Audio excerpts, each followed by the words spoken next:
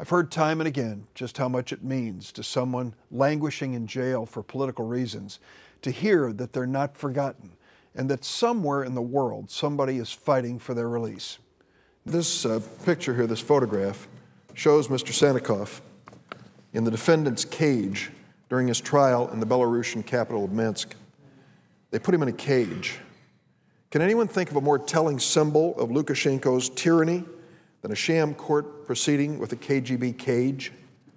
His crime: this man ran for president of his country. In December last year, after nearly 2 decades of unchecked power, Lukashenko decided he'd have an open election.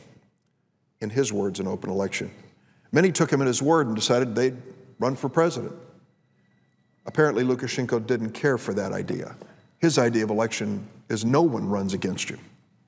So he staged a sham election and then arrested 5 of the 6 presidential candidates and more than 600 peaceful demonstrators after the election. I visited Belarus some weeks afterwards, met with the family members of these brave candidates and activists, and I've got to tell you, it was a moving experience. While Andrei Sannikov was released within a year of that speech in 2011, many political prisoners remain imprisoned in Belarus until just a few months ago.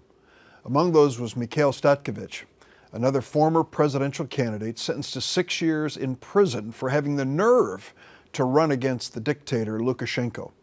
While I'm pleased that Statkevich and others have finally been released, Belarus still has a long, long way to go.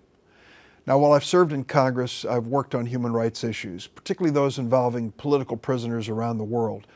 Many of those prisoners have been on the front lines of fighting for democracy in their countries and doing it peacefully. There have been many exceptional voices who've joined in the effort to speak out for these demonstrators. The U.S. Department of State, U.S. Ambassador to the United Nations, Samantha Power, a lot of organizations, Freedom Now, Amnesty International, Human Rights Watch, and the Committee to Protect Journalists.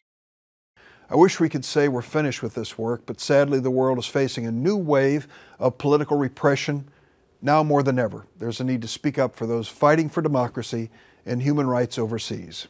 Never underestimate the power this has on these brave voices or on casting light on a regime's efforts to silence them. If you want more information about these cases or the work I'm doing in this area, go to my website, www.durbin.senate.gov, and sign up for a newsletter.